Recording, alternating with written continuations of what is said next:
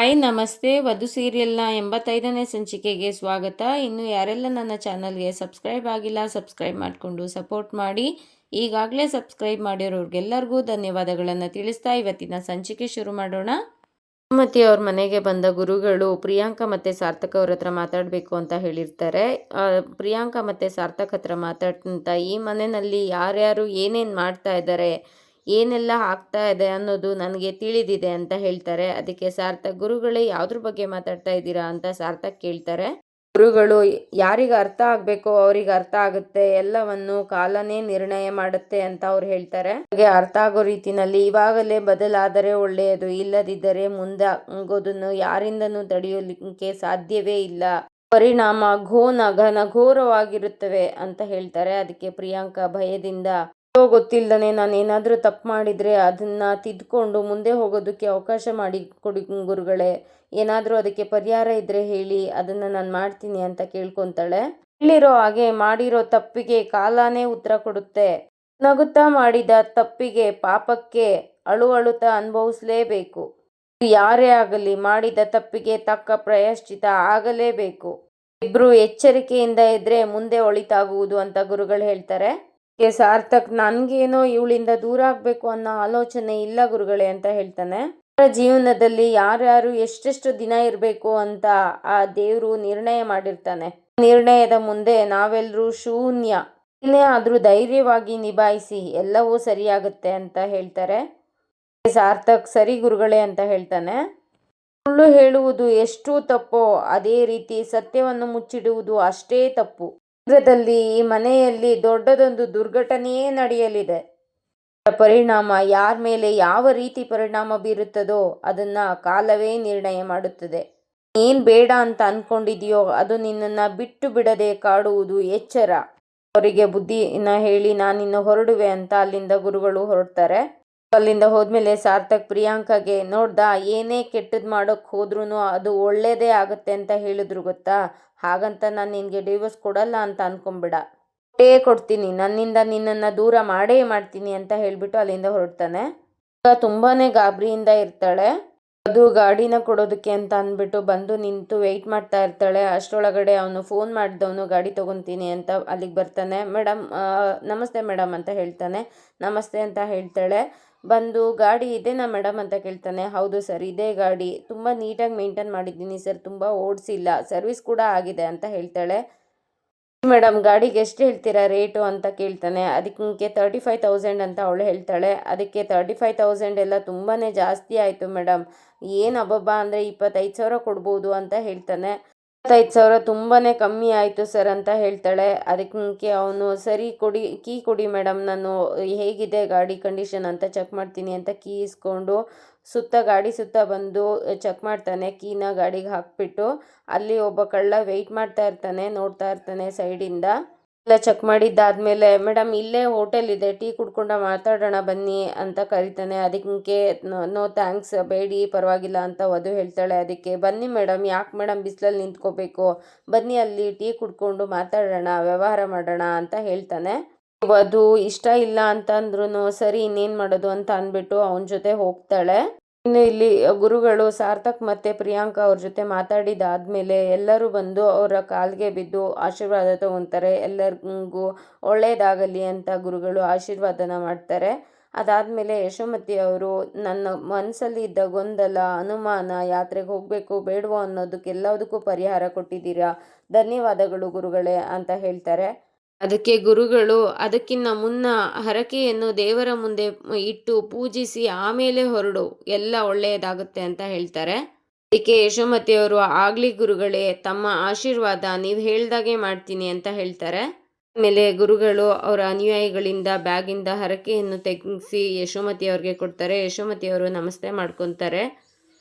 ಆದಮೇಲೆ ಯಶೋಮತಿಯವರು, ಫಲಾಹಾರ ಏನಾದ್ರು ಸೇವಿಸ್ತೀರಾ ಗುರುಗಳೇ, ನಾನು ವ್ಯವಸ್ಥೆ ಮಾಡಲಾ ಅಂತ ಕೇಳ್ತಾರೆ. ಅದಕ್ಕೆ ಗುರುಗಳು, ನನ್ನ ಮೌನಾವ್ರತ ಅರ್ಧಕ್ಕೆ ನಿಂತಿರೋದ್ರಿಂದ ಕೆಲವು ಪರಿಹಾರಗಳನ್ನು ಮಾಡಬೇಕು, ಅದಾದ ನಾವು ಫಲಾಹಾರಗಳನ್ನು ಸೇವಿಸಬೇಕು.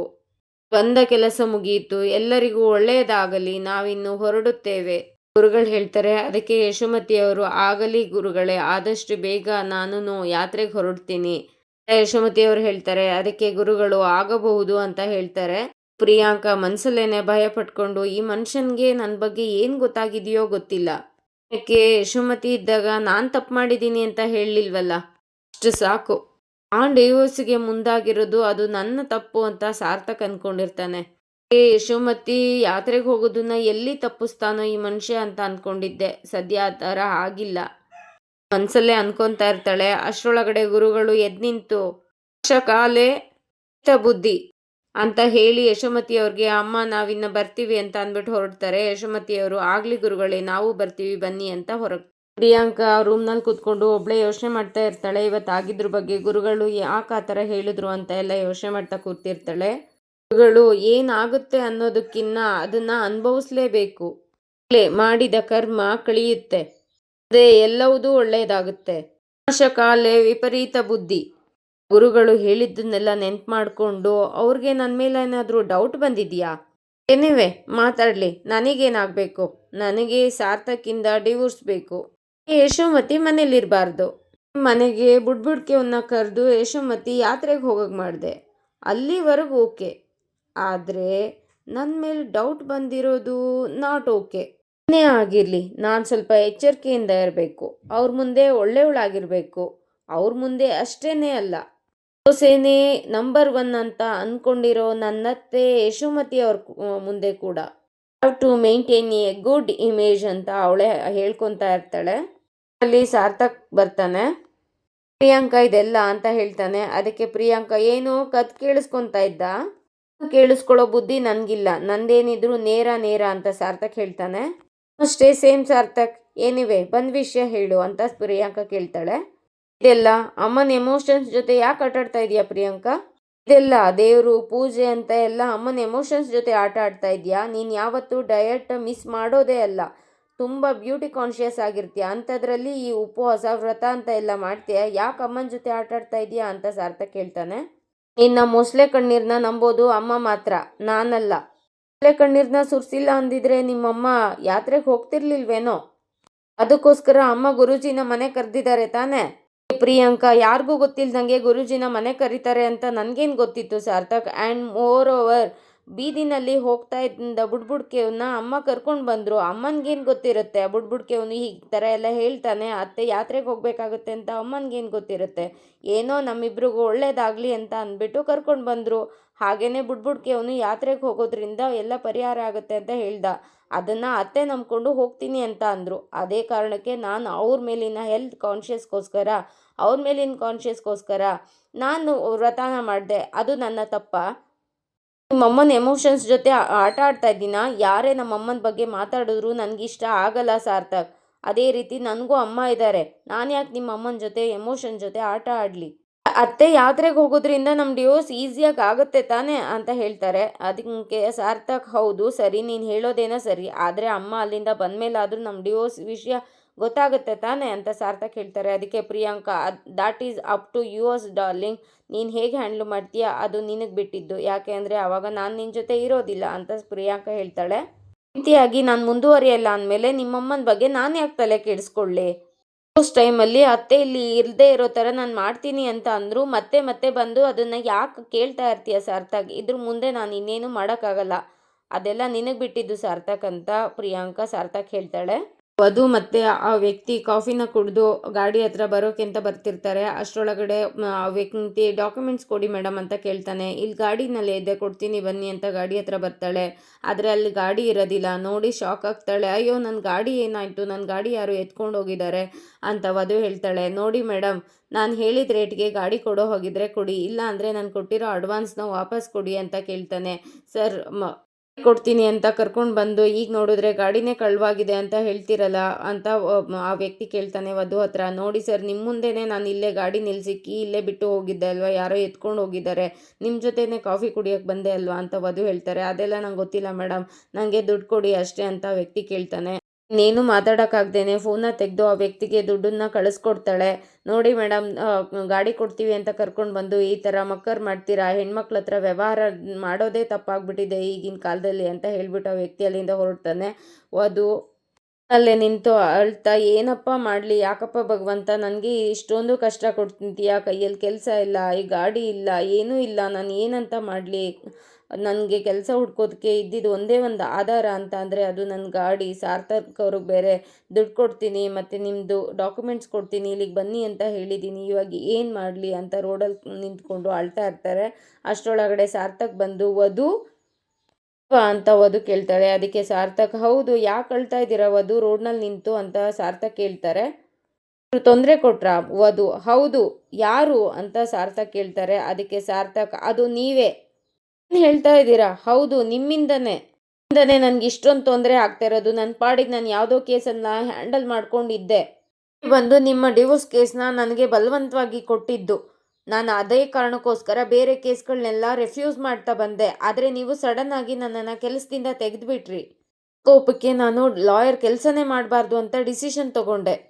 ನನ್ನ ಹಣೆ ಬರಕ್ಕೆ ಎಲ್ಲಿ ಹುಡುಕಿದ್ರು ಕೆಲಸನೇ ಸಿಗ್ತಾ ಇಲ್ಲ. ನೋಡಿದ್ರೆ ಯಾವನೋ ನನ್ನ ಮೈ ಮುಟ್ಟಕ್ಕೆ ಬಂದ, ಇವತ್ತು ನೋಡಿದ್ರೆ ಯಾವನೋ ನನ್ನ ಗಾಡಿನ ಕತ್ಕೊಂಡು ಹೋದ.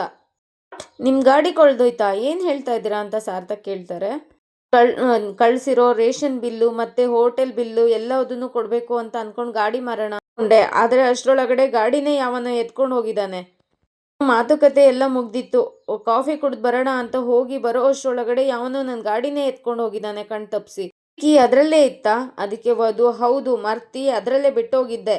ಅದಕ್ಕೆ ಸಾರ್ಥಕ್, ಡೋಂಟ್ ವರಿ, ನಿಮ್ಮ ಗಾಡಿ ಹುಡ್ಕೋದಕ್ಕೆ ನಾನು ಹೆಲ್ಪ್ ಮಾಡ್ತೀನಿ ಅಂತ ಹೇಳ್ತಾರೆ. ಅದಕ್ಕೆ ಅದು ತುಂಬ ಕೋಪದಿಂದ, ನನ್ನ ಪಾಡಿಗೆ ನನ್ನನ್ನು ಬಿಟ್ಬಿಡಿ ಸಾಕು, ನೀವು ಯಾವಾಗ ಸಹಾಯ ಮಾಡೋಕ್ಕೆ ಬರ್ತೀರೋ ಅವಾಗೆಲ್ಲ ನನಗೆ ತೊಂದರೆನೇ ಆಗ್ತಾ ಇದೆ, ಅದು ಯಾಕೆ ನಿಮ್ಗೆ ಅರ್ಥ ಆಗ್ತಾ ಇಲ್ಲ, ನನ್ನ ಪಾಡಿಗೆ ನನ್ನನ್ನು ಬಿಟ್ಬಿಡಿ ಸಾಕು ಅಂತ ಕೇಳ್ಕೊತಾರೆ. ಅದಕ್ಕೆ ಸಾರ್ಥಕ್, ನಿಮ್ಮ ಗಾಡಿನ ಹುಡ್ಕೊಡೋದಕ್ಕೆ ಒಂದು ಅವಕಾಶ ಮಾಡಿಕೊಡಿ ವಧು, ನಿಮ್ಮ ಕಷ್ಟ ನಂಗೆ ಅರ್ಥ ಆಗ್ತಾ ಇದೆ ಅಂತ ಸಾರ್ಥಕ್ ಹೇಳ್ತಾರೆ.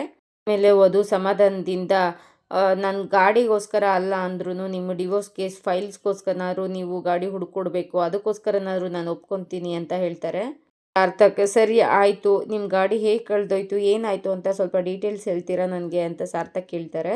ಎಲ್ಲ ವಧು ಹೇಳಿ ಆದಮೇಲೆ ಸಾರ್ಥಕ್, ಇದೆಲ್ಲ ಪಕ್ಕ ಪ್ರೊಫೆಷ್ನಲ್ಸೇ ಮಾಡಿರೋ ಕೆಲಸ, ಡೋಂಟ್ ವರಿ, ನಿಮ್ಮ ಗಾಡಿನ ಹುಡುಕಿ ತಂದುಕೊಡೋ ಜವಾಬ್ದಾರಿ ನಂದು ಅಂತ ಸಾರ್ಥಕ್ ಹೇಳ್ತಾರೆ. ಪ್ರಿಯಾಂಕಾ ಮತ್ತು ಅವರಮ್ಮ ಇಬ್ಬರು ಫೋನಲ್ಲಿ ಮಾತಾಡ್ಕೊತಾ ಇರ್ತಾರೆ. ಪ್ರಿಯಾಂಕಾ ಅವ್ರ ಅಮ್ಮನಿಗೆ ಎಲ್ಲದನ್ನು ಹೇಳ್ತಾ ಇರ್ತಾಳೆ, ಸಾರ್ಥಕ್ ಈ ಥರ ಬಂದು ಕಿರ್ಚೋದಂತ ಅಂತ ಅಂದ್ಬಿಟ್ಟು. ಅದಕ್ಕೆ ಅವರಮ್ಮ, ಅವನಿಗೆ ಎಷ್ಟು ಧೈರ್ಯ ಇರಬೇಕೋ ಆ ಥರ ಕಿರ್ಚೋದಕ್ಕೆ ಅವರಮ್ಮ ಅಮ್ಮ ಅಮ್ಮ ಅಂತ ಯಾವಾಗಲೂ ಇದು ಮಾಡ್ತಾ ಇರ್ತಾನೆ ಅಲ್ಲ.